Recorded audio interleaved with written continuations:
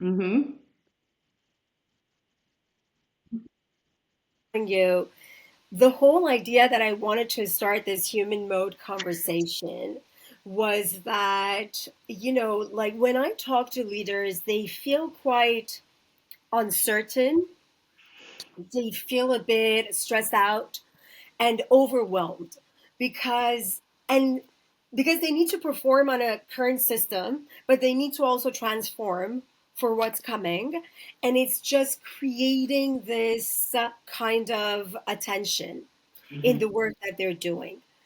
So I thought that if we can talk to leaders like yourself, we can just maybe demystify some of the things about the future of work and see what needs to be done, basically, especially for leaders, and especially for female leaders, maybe, Mm-hmm. to get ready for what's coming. So, you are a chief people officer at a large Yes. organization called Centex. It's in IT consulting and services. It's in technology, and Yes. you have like decades of experience in leadership development. When we get to the question of change, what are we missing? Like, what is the resistance for us to take the steps to get ready for what's coming? What's stopping us?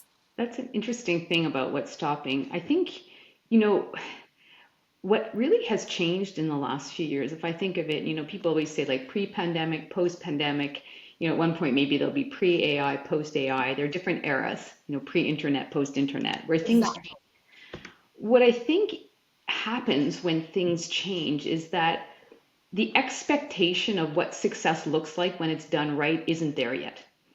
So if I think back to my past, I would go to, let's say, a conference and I would see a big brand and they would be so far ahead and sort of raising that bar as to where we all should be achieving in terms of employee experience, whether it be benefits, whether it be engagement, whether it be development.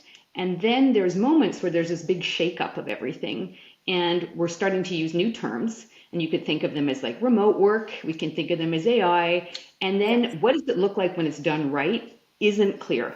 And I think that that's sometimes challenging because it's full of buzzwords and it's full of discussions like, being an amazing remote leader or having a hybrid culture. But try to find out what that actually means. I don't know. Who's doing it really well? Do we have these examples? And so when it comes to AI, we're just layering in another thing, which we're saying leaders need to leverage AI. They need to think of AI as more than a tool, as a team member. What does that mean? What does Mm-hmm. that look like? So I can say, all right, on the maturity curve of the AI journey as a leader or as a chief people officer, we're at 20% of where we should be, and this is how we get to 30. You can do that when it comes to, leader development. You can do that when it comes to other kinds of metrics. But when something is new, you don't have that. And I think that starts a certain level of confusion for leaders and for people in my kind of role is defining success and then saying where are we on that maturity curve and how do we make the next shift. That hasn't clearly been established in my mind. But like this is actually a great like segue to say that. But how do we establish this, and how do we? Because I see that unfortunately, so many leaders, because they feel overwhelmed, they somehow pushing away the concept of AI. Yeah. So how can we somehow, it is a messy process. I see it and I feel it. But how can we start somewhere? Like, Yeah. where would be that starting Yeah. point? It's such a good point here. And I think like there's two ways of looking, especially at AI. It's a topic everyone's talking about. And that's, are we building and creating our own AI use cases? Are we really leveraging and leaning on our providers to understand how AI is already layered into the many products that we have? And am I leveraging and getting the most out of what I have on my technology stack?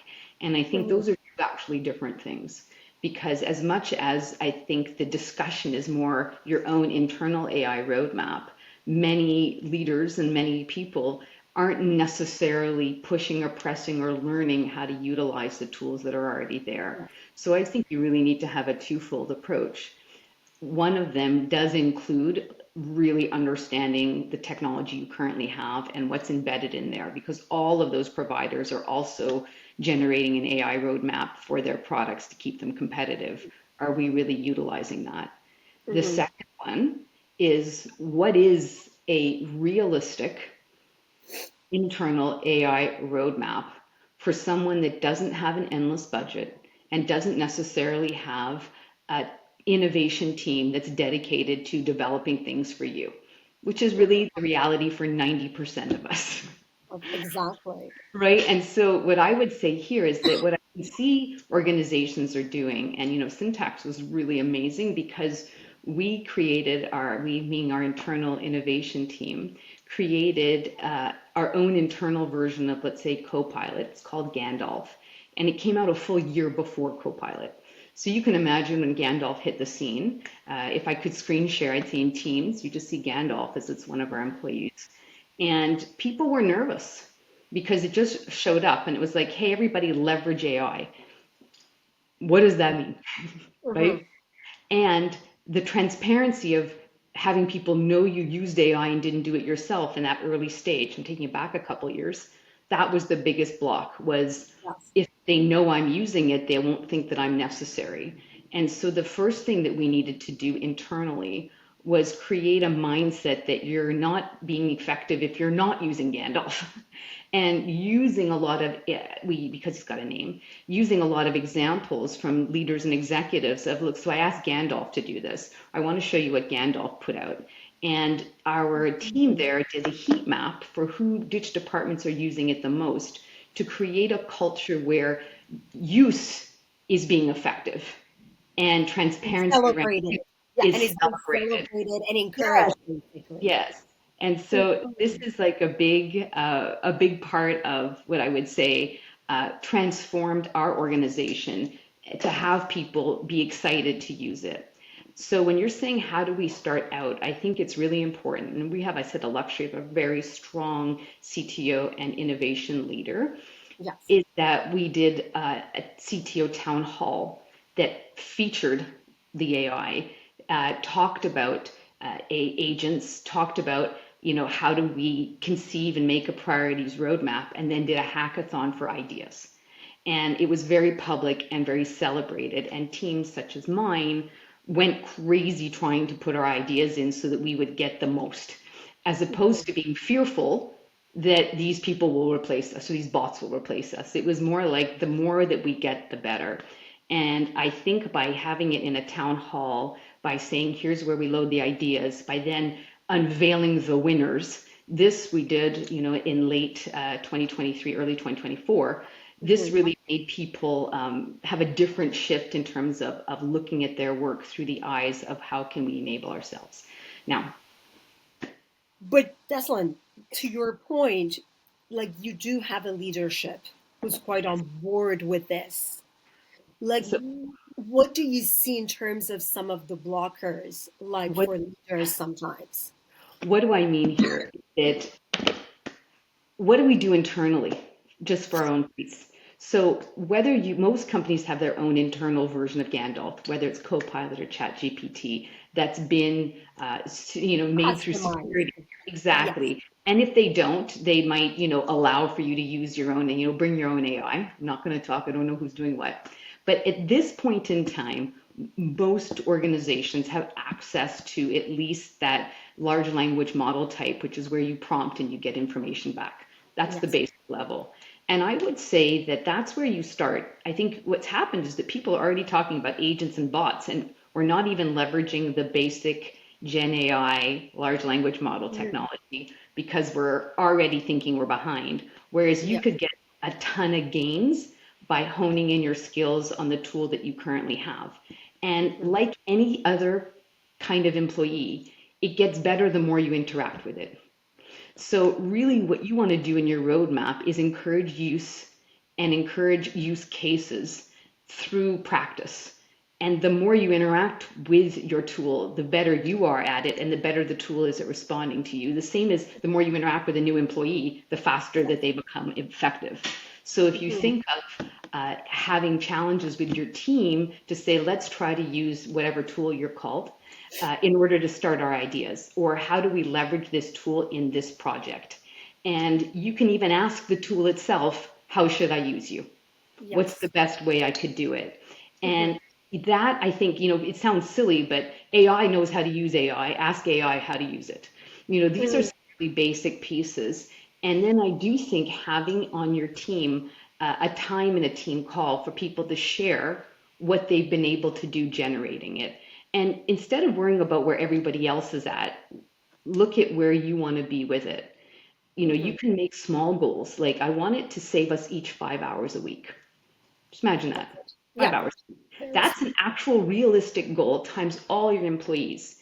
So how? Okay, so first that's what I want it to do. Why? Well, we want to take those 5 hours and put it towards this value add project. And this is really important. A project that's visible and important, and we want to do more of this and less of that. All right, so Mhm. 5 hours a week. How do I identify where I would find that? It's not necessarily intuitive. Well, if you look at a role by a job description, functional analysis, whatever you want to do, even asking your AI in Yes. this role, what could AI do? I know it Yeah. sounds silly. It will say, well, it's repetitive tasks. It's tasks that you can teach an AI to respond to it. Yeah. And people talk about, I'll give some examples. So if you're thinking hiring, should you have it review the resumes and find questions against the job profile? You can load all of that and ask that.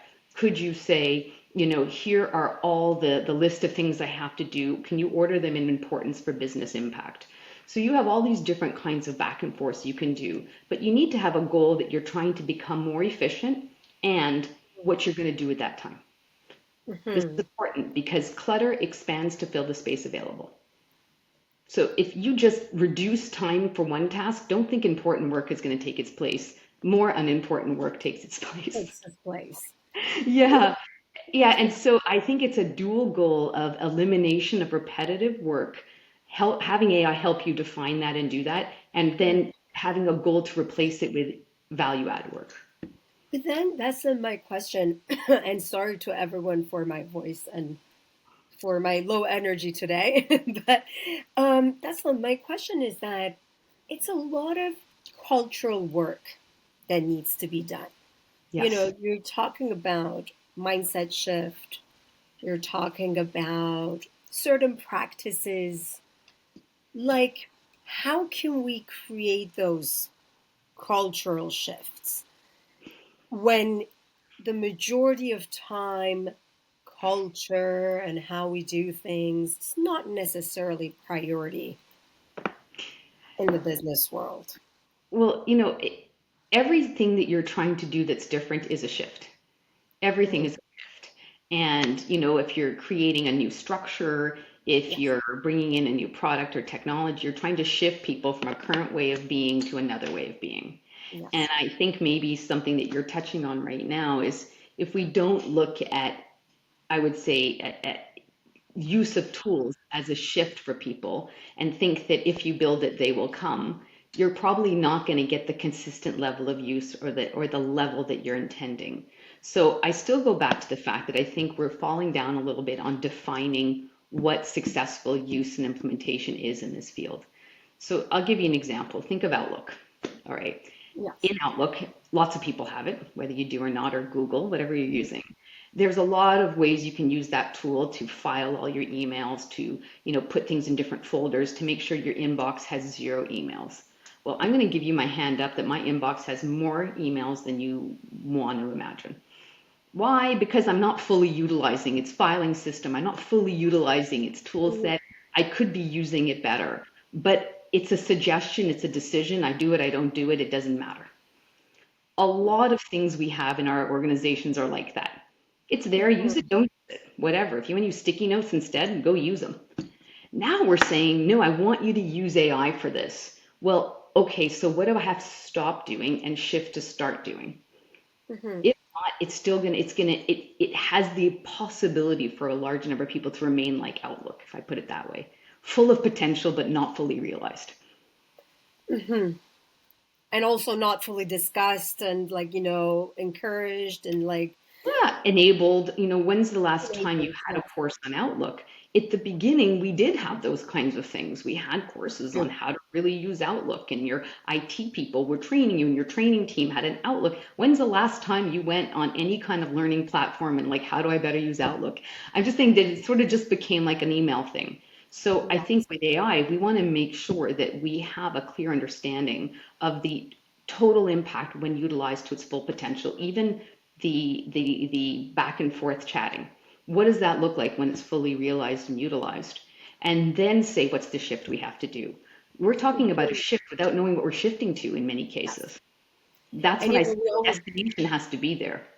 and we always give this example that, like, if people don't know the impact of the change, it's very hard thing to change. None of us want to change unless we know that the pain to go through the transformation is lower than the profit that it will brings. Yes, You and, know, and that there's an actual clear place that we're all going. Just because we're all talking about it doesn't mean it's happening. I know it sounds funny, but there's a lot of chatter, but I'm looking when I'm in different organizations or meetings or conferences for show me what you're actually doing and how it saved this X amount of time and how that's changed your job.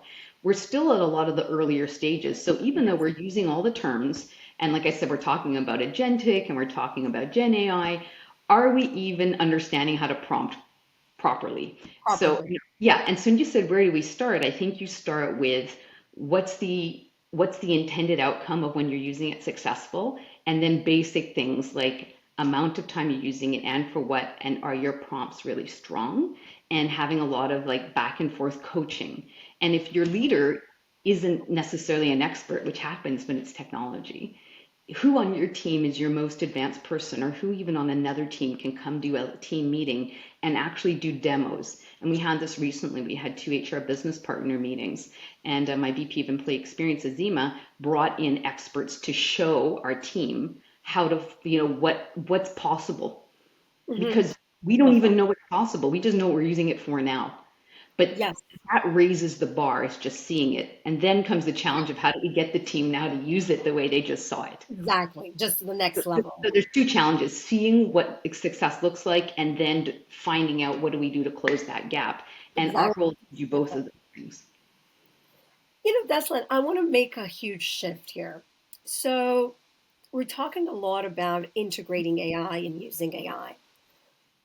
When we talk about the future of work and we look at the skill sets of like employees and leaders, definitely technology and like fluency, literacy is something that is extremely important. We need to learn how to work with technology moving forward. There's nothing that we can just, like we can escape from that. Hmm. But then when we look at the skills of 2030, we're seeing a lot of human skills that are coming up, and the importance, like how you influence, how you creative thinking, so that you can actually evaluate what AI is producing, like analytical thinking, collaboration with AI and amongst human beings. Hmm. So, but then the question of soft skills has been always pushed aside and always lost its importance to, like, hard skills. Hmm. How do you think that leaders can go through this like massive shift, that everything that we said it was not important, now it is important? Because everything that we used to say that are extremely important, the majority of it will be done by technology. Well, it's I'm always smiling when I think about, oh, everything is about to change, and I'm reminded of the book *Sapiens*, which is one of Yes. a favorite of mine, and the author talks about how our brains have not actually evolved in the last 70,000 years. And why I bring that up and why I sort of smile when it's like everything's about to change is it really? In fact, we have the same operating system that we had 70,000 years ago. How much is this piece of technology going to completely shift what matters to human beings?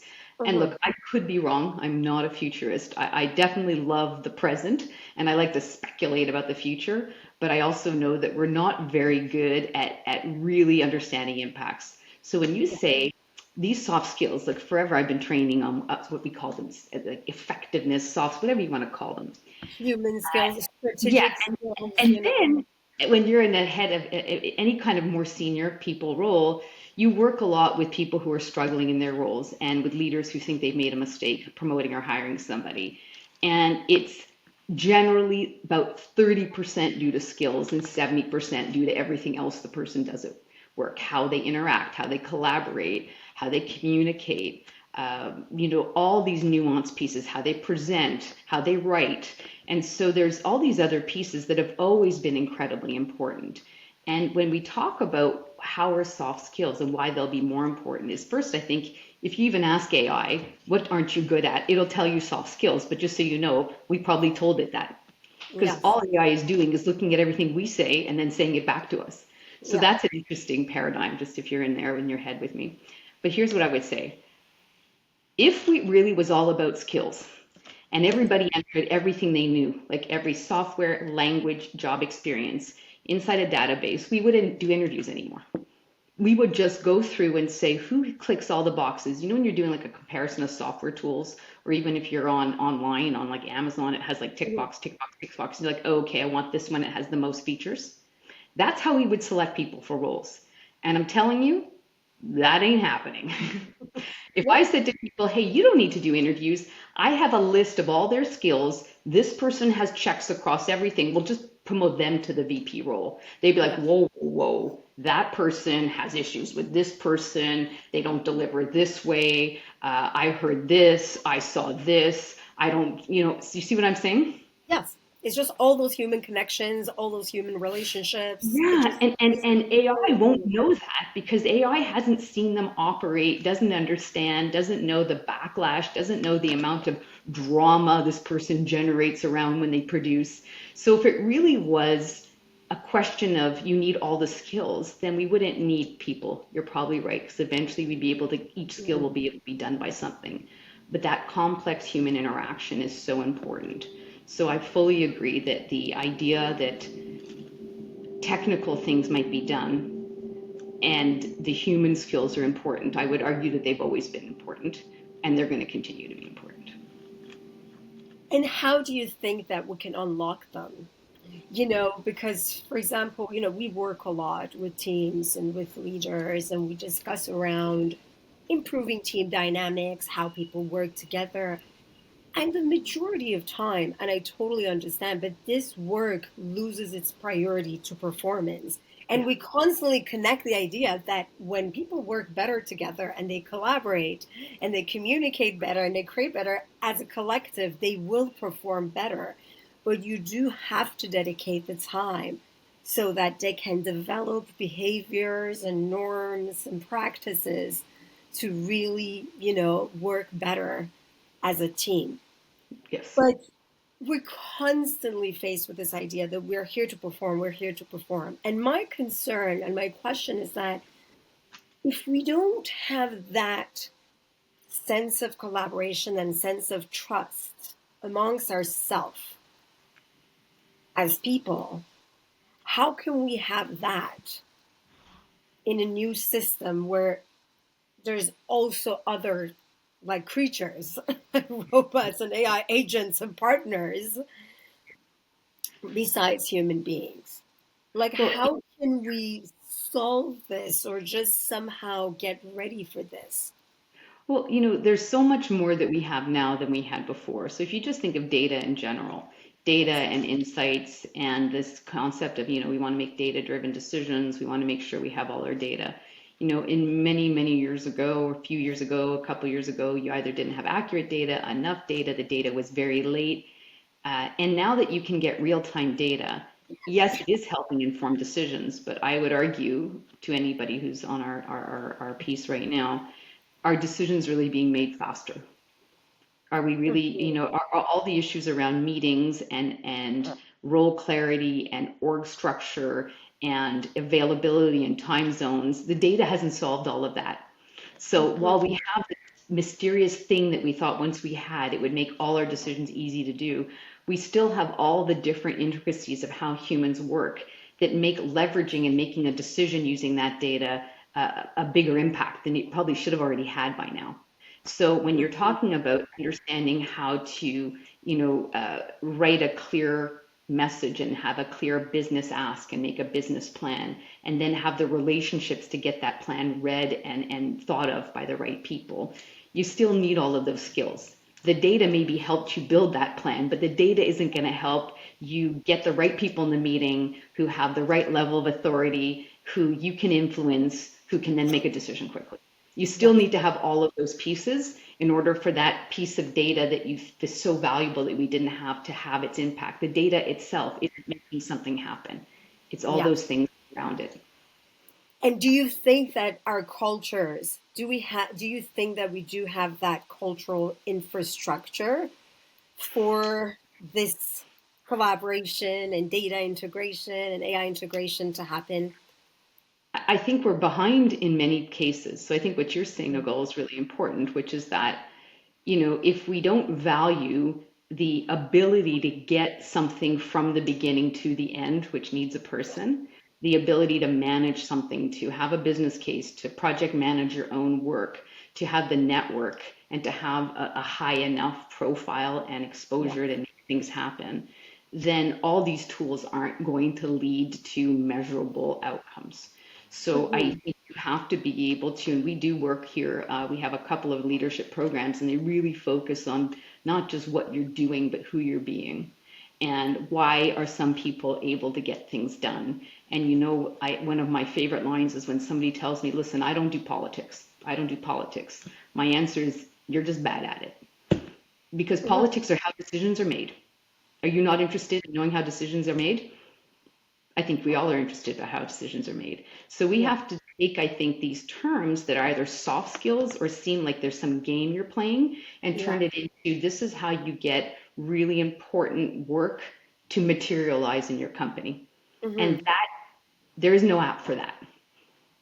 The Yeah. app will get you all the content and help Exactly. figure out how to present it, but you've got to have all those other pieces in your arsenal of skills in order to get that to turn into something. And maybe we need to reframe it as in order to be effective with all these tools, you require to have a certain level of human skills. Because Yes. if not, you can have a great idea that will never go anywhere.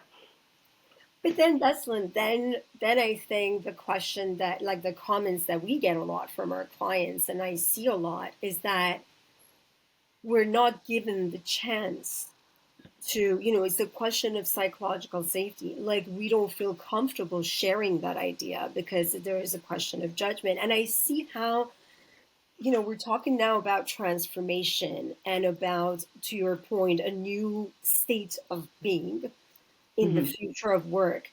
And it means lots of mistakes, lots of errors, lots of, derailing, like just hard decisions, like hard conversations, disagreements. And unfortunately, we see that we don't have that psychological safety and that foundation for these transformation to take place and for these human skills to untap. Like Mhm. how do you think that we can do, like, we can build these infrastructures where, okay, I do have the human skills, but am I allowed to improve it? Am I allowed to try it? Am I allowed to use it, to speak up, to share the idea? And the Mhm. majority of time, we see that this is not the case, unfortunately, in today's workplace. So, how can we just create that environment for the human skills to be utilized? Well, I'm going to come off probably as somebody who's incredibly optimistic here. But I actually believe that apart from maybe four people in my 30-year career, people are generally all very good and driven to perform and want success for themselves and their organization. I've Yes. probably met the four people who don't, just so you know, I'll just leave it at that. Why I'm Yes. saying that is I've met thousands and thousands of people.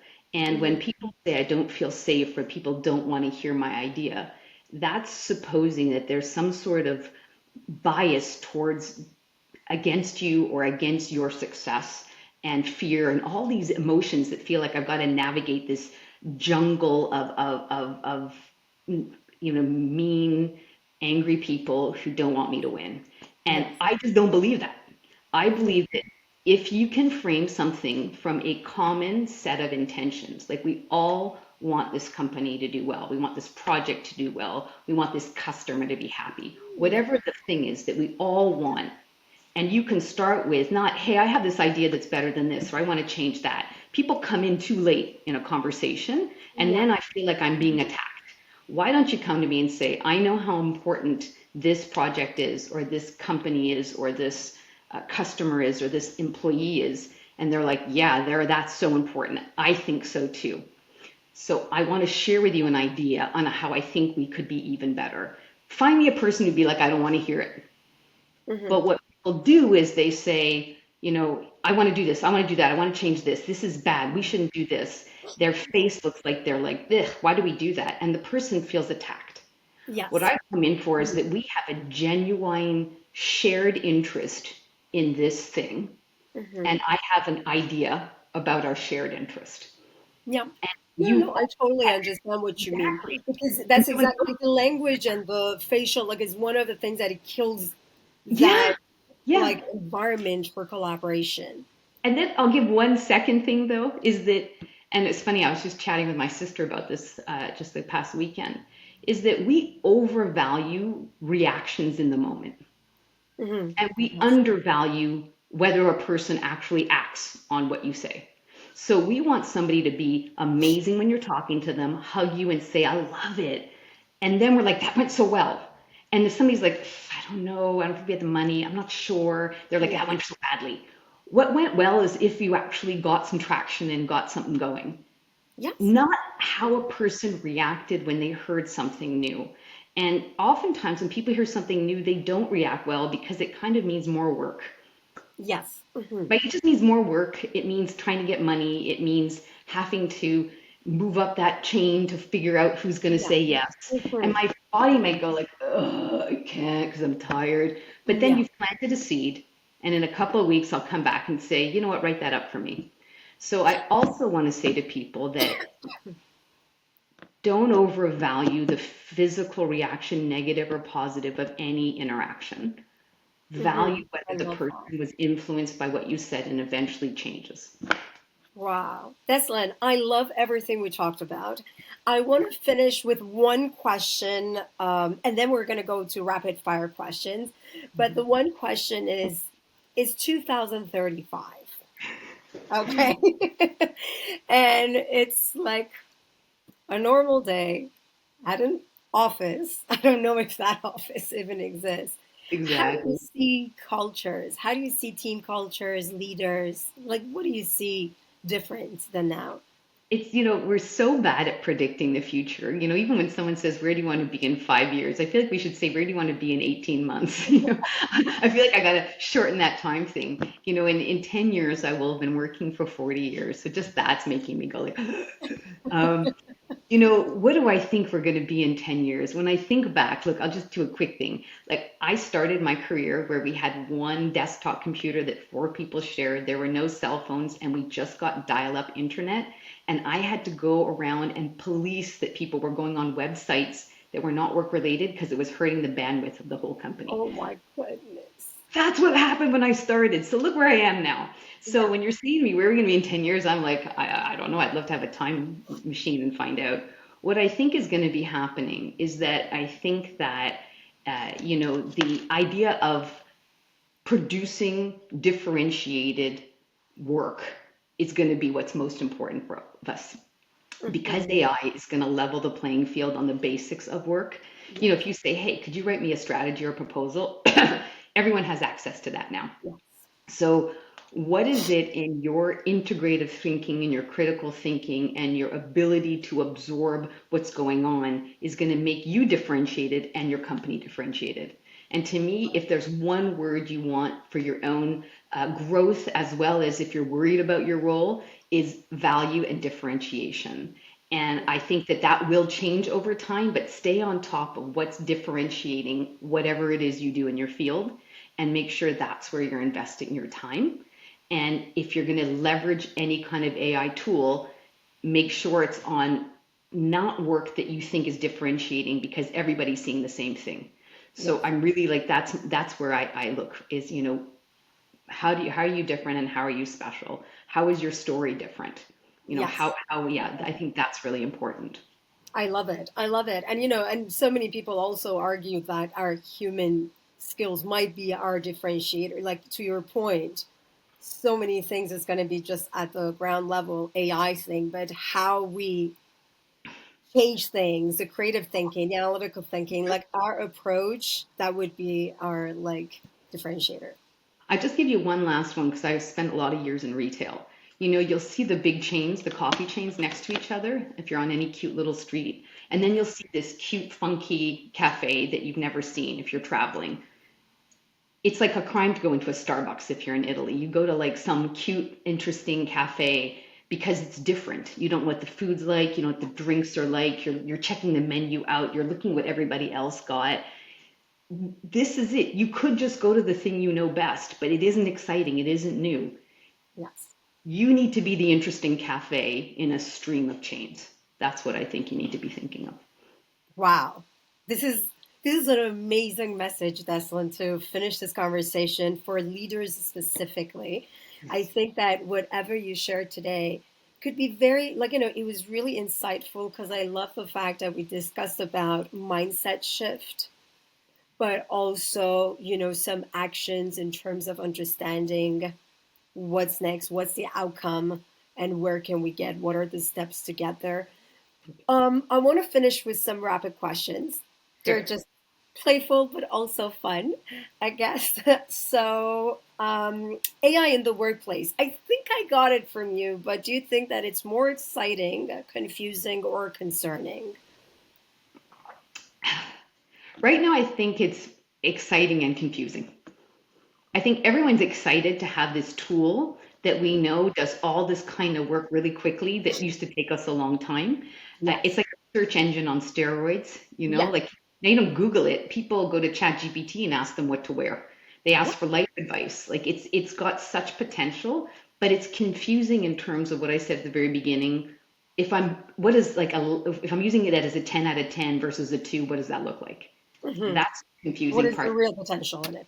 Yeah, yeah, is defining what a 10 and no every 6 months that 10 is going to change because it's Change. changing. But we've got to be better at showing the 2 to the 10 and Yes. having people understand how to correct that because I think it is exciting but also confusing. Confusing at the moment. Totally agree with you. What's more important in a future leader, you think? Emotional intelligence or technical fluency? Well, it's an interesting thing here because your technical fluency is to understand how to use technology. It's not to be a programmer.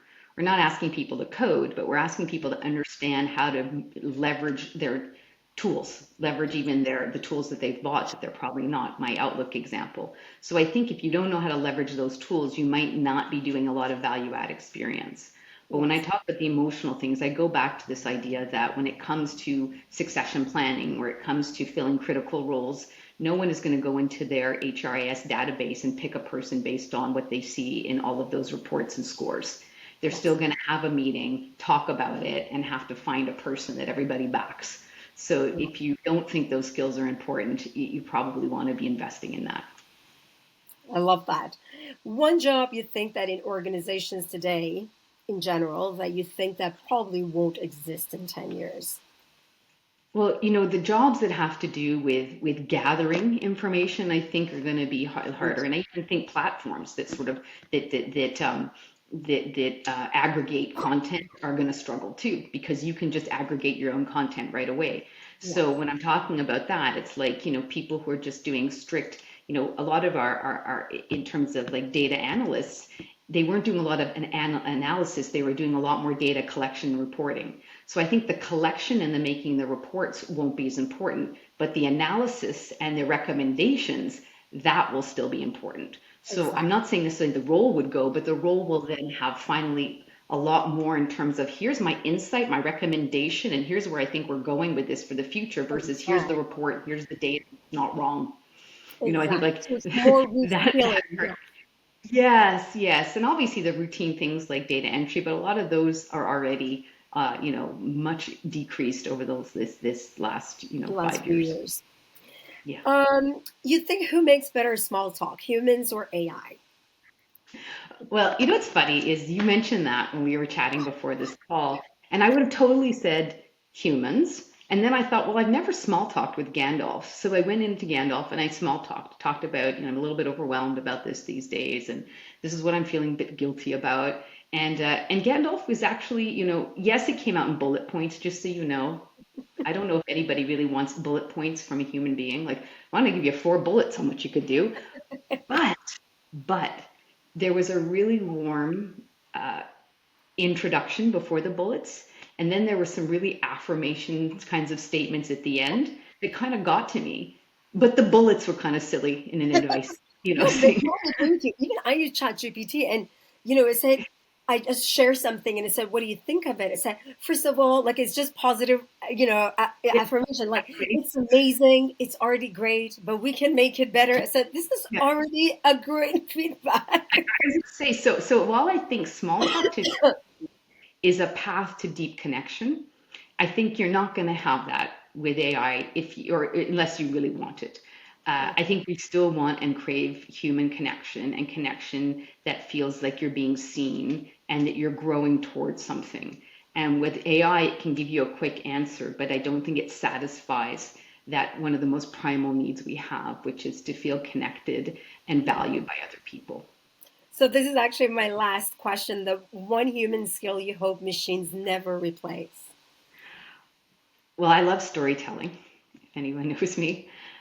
I would, I love content, like whether it's podcasts or books or, my favorite show I'm streaming.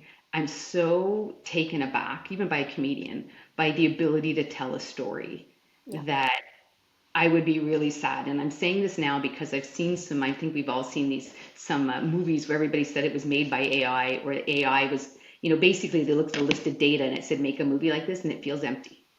Yes. I think that the human experience, whether it be suffering or joy, brings about the most touching and moving narratives. And I would be very sad to lose that Yeah. because it's such a big part of why I enjoy being alive. Yeah, I totally agree with you. And it's just part of our conscious that now AI doesn't have it. So I think like that storytelling comes from like that consciousness that we all have. Yes. Dessalen, this was an amazing conversation, even though I'm extremely under the weather with fever, but it was a very like warm, it was very impactful, insightful conversation. Thanks again for joining. Sorry for this technical issues that I have with Riverside. I think I'm going to just share it on LinkedIn and ask someone to teach me how to do it. I think I need support. Ask AI. Yes. I mean, That's I did. AI has been helpful, but looks like it was not enough. I need a bit no, more. But thank you so much, Dustin, for your time, for thank you. sharing your vision of the future, that it's quite optimistic, but it needs some work from all Yeah, of us as leaders. So thank you so exactly. much for Thank you. sharing Take sharing care. your voice with us. Thanks a lot. Bye. Bye bye.